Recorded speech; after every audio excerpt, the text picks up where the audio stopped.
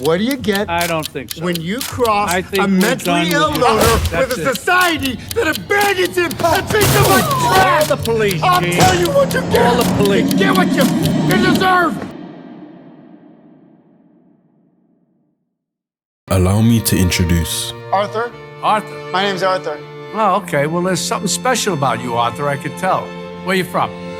I live right here in the city with my mother. She always tells me to smile and put on a happy face. And Arthur did try to keep a happy face.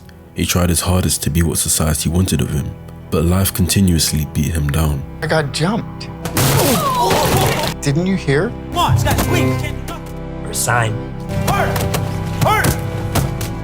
It's bullshit. It doesn't even make sense. If you don't return the sign, I gotta take it out of your paycheck. Are we clear? And the more that bad things happened to him, the deeper he sank into depression. For my whole life, I didn't know if I even really existed. They don't give a shit about people like you, Arthur. I haven't been happy 1 minute of my entire fucking life. He tried attending therapy. How does it feel to have to come here? Does it help to have someone to talk to? You just ask the same questions every week. How's your job? Are you having any negative thoughts? All I have are negative thoughts. He made an effort to take his medication. I was wondering if you could ask the doctor to increase my medication. Arthur, you're on 7 different medications. I just don't want to feel so bad anymore. However, none of these measures proved effective, as his more prevalent condition was incurable and had a negative impact on how society perceived him. This condition of yours, laughing.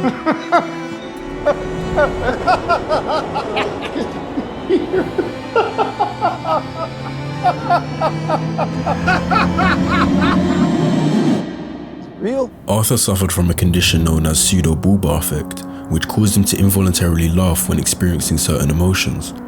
It's typically caused by underlying neurological conditions or injuries, such as traumatic brain injury, stroke, or multiple sclerosis. Individuals with PBA may experience sudden and involuntary episodes of laughter or crying, even when they don't genuinely feel joyful or sad. These episodes can be socially uncomfortable and disruptive to daily life, as they are beyond the person's control. This often causes Arthur to appear weird to the people he comes across, resulting in him feeling like an outsider. What, you think that's funny? Rejection causes Arthur to experience profound loneliness. Aside from his mother Penny, he didn't receive genuine love from anyone else and was frequently taken advantage of by others. Take it. It's for you. You gotta protect yourself out there. You know you're my boy. What kind of clown carries a fucking gun? Besides, Randall told me you tried to buy a 38 off him last week. Randall told you You're a that? fuck-up, Arthur. And a liar. You're fired. Despite it contributing to him losing his job, the gun Arthur obtained started to make him feel different.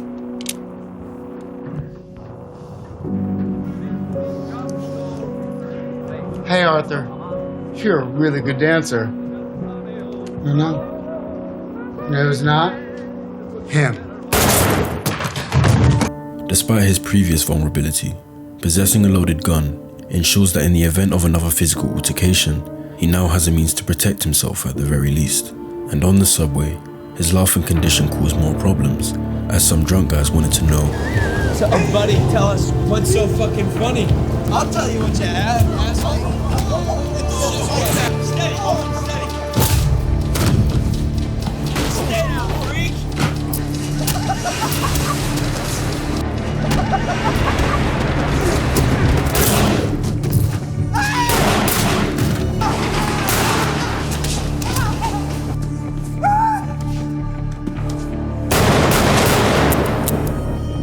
Arthur killing in self-defense changed something in his mind. He'd never been able to fight back. He would constantly take the pain with no reply. But he didn't just accept being the victim this time. He did fight back and murdered 3 men. This gave Arthur a new feeling of power. He didn't just have to take the punishment anymore.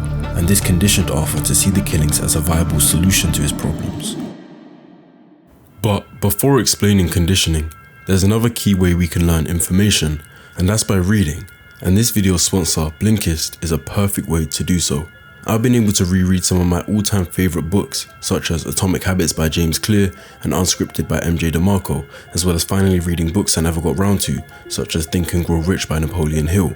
But not by taking weeks to read the hardcover, but in a matter of minutes using Blinkist. Essentially what Blinkist does is read the whole book for you whilst taking notes of the key points and delivering them to you in both audio and visual forms, with the duration on average being about 15 minutes, saving so much time while still gaining knowledge.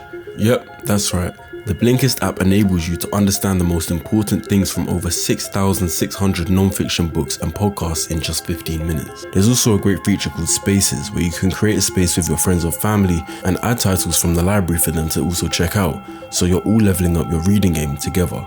As a premium user, you can create multiple spaces with the same people or with new ones. Tap on the Spaces icon in the bottom right corner of the screen, tap on Create Space, type in a name for your space, then you can tap on Share and Create Space to immediately send an invite to whoever you like, or just tap on Create Space Only and send an invite later. If you selected the first option, a window will open where you can select your preferred option to send an invite link to your network. And congratulations, your space has been created. You can now tap on Invite to invite more people and start sharing recommended titles and exchanging ideas with them. If this all sounds like something you'd like to try out, then by clicking my link in the description, you can get a 7-day free trial and 25% off Blinkist annual premium. Thank you Blinkist for sponsoring this video. Now let's get back to understanding conditioning. Conditioning is an easily comprehensible concept that consistently operates in our daily lives. When you engage in action X, it yields result Y. If you find result Y satisfactory, you will persist in performing action X, whereas if you find result Y unsatisfactory, you will strive to refrain from action X. You've encountered numerous events that subtly conditioned you into becoming the individual you are at present. The habits you possess, the activities you take pleasure in, the things you detest. Undoubtedly, there must have been a conditioning process involved. Arthur has consistently been the victim throughout his entire life while attempting to adhere to societal expectations. However, during this one instance, he found the courage to take action and put an end to his suffering, even if only temporarily. This pivotal moment had the potential to alter Arthur's identity. For my whole life, I didn't know if I even really existed, but I do. This one incident of self-defense didn't stop life trying to break Arthur down. She never told you? Told me what? Arthur comes across a revelation about his mother that changes his whole life. Your mother adopted you while she was working for us. That's not true. Your mother was delusional. She was a sick woman. Don't say that. Penny, your son was found tied to a radiator in your filthy apartment. Malnourished with multiple bruises across his body and severe trauma to his head. I never heard him cry. He's always been such a happy little boy. After thinking she was the only person he had in this world, he finds out it was all built on a lie. Not only was his mother not actually his mother, but unbeknownst to him, he was abused by his mother's boyfriend, and his head trauma is likely to be the cause of his PBA. His mother's neglect unknowingly played a pivotal role in contributing to Arthur's miserable existence, and this discovery is too much for him to let slide. You know what's funny? I used to think that my life was a tragedy, but now I realize it's a fucking comedy.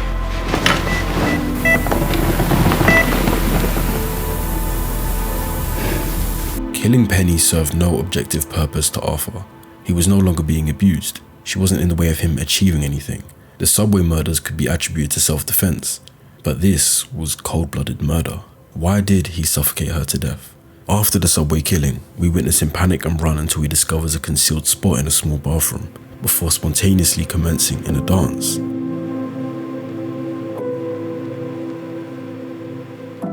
This dance is slow, lacking a distinct rhythm. It's evidently an outward expression of something deep within him. The act of killing for the first time was undoubtedly a stressful ordeal, but simultaneously, it brought a sense of gratification.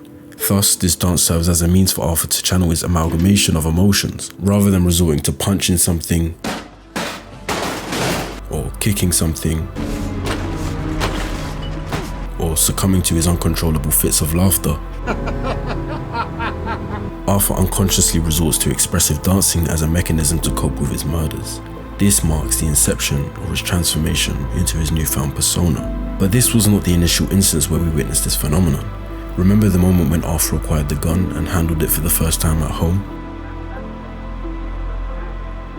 He executes the identical clumsy dance style with limited control, yet it effectively conveys his indescribable sensation of wielding something with that much power. We'll return to the dancing, but in other departments of Arthur's life, he tried his best to pursue his dream career. Pursuing a career in stand-up comedy. Everybody's telling me that my stand-up's ready for the big clubs. Don't you have to be funny to be a comedian? But this ultimately resulted in another unfortunate outcome. When Arthur attempted to showcase his talent, his PBA took hold, leading to a disastrous performance that made him subject of ridicule. When I was a little boy and told people I was going to be a comedian, everyone laughed at me. Well, no one's laughing now. You can say that again, pal. Initially, Arthur felt a surge of excitement knowing that Murray recognized his presence, but that feeling quickly faded as he came to the realization that Murray was just another individual who was undermining Arthur's self-esteem. Gotten a lot of calls about your clip, amazing responses. And Murray asked if I would reach out to you to see if you would come on as his guest. Not only did Murray ridicule Arthur on live television, but now he wanted to ridicule Arthur face to face. But from the start of the film, we're shown how Arthur idolizes Murray and experiences fantasies and visualizations of being loved back by Murray. You see all this, the lights, the show, the audience, all that stuff. I'd give it all up in a heartbeat to have a kid like you.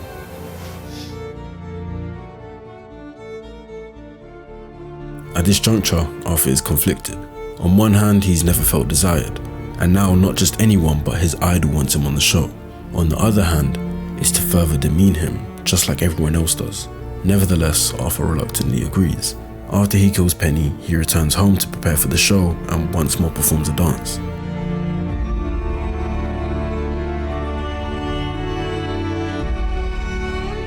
This dance exudes a greater sense of confidence and certainty, as if he now feels more in control. He intentionally murdered his mother. It was not an act of self-defense, and he wasn't physically pushed to do so. He did it willingly and took pleasure in it. However, he's then interrupted by unexpected visitors. Hey, Arthur. How's it going? Oh, hi, guys. Similar to his mother, Randall is another person who deceived him. Randall gave Arthur a gun, but when Arthur was on the verge of losing his job, Randall betrayed him. Randall told me you tried to buy a 38 off him last week. Randall told you that? Now fueled by the power and desire to exact revenge on those who wronged him, Randall becomes Arthur's next victim. Thank you, Randall. Thank you so much. I just want to...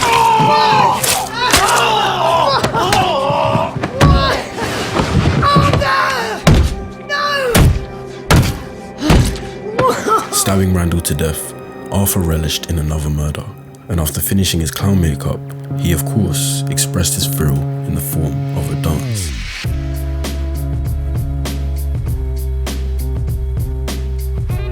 This dance is a pure display of joy and happiness. He had been trapped in depression for so long. I haven't been happy. However, becoming a killer and taking the lives of those who did him wrong finally unlocked that happiness for him. But on Murray's show, the plan wasn't to go along like a normal guest. Knock, knock.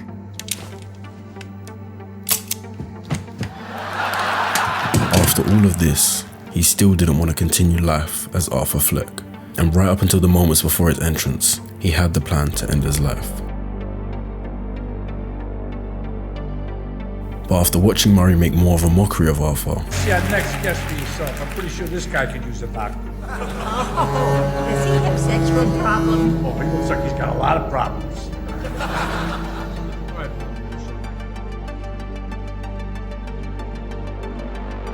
Arthur started dancing, but his movements were both mesmerizing and unsettling. A carefully choreographed display that hinted at profound transformation. What unfolded on the show thereafter took a much darker turn than what Arthur had originally planned. When you bring me out, can you introduce me as Joker? All of you, the system that knows so much. You see what it's like out there, Murray? Everybody just yells and screams at each other. Nobody's civil anymore. Nobody thinks what it's like to be the other guy.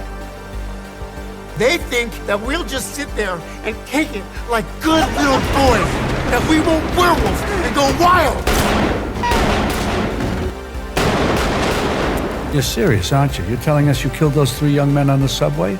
I killed those guys because they were awful. Everybody is awful these days. It's enough to make anyone crazy. I mean, there's so much self-pity, Arthur. You sound like you're making excuses for killing those young men. How about another joke, Murray? No, I think we've had enough of your jokes. What do you get I don't think so. when you cross I think a we're mentally done ill with your loner jokes. with That's a it. society that abandons him and treats him like trash? Call the police, I'll Gene. tell you what you get. Call the police. You get what you fucking deserve.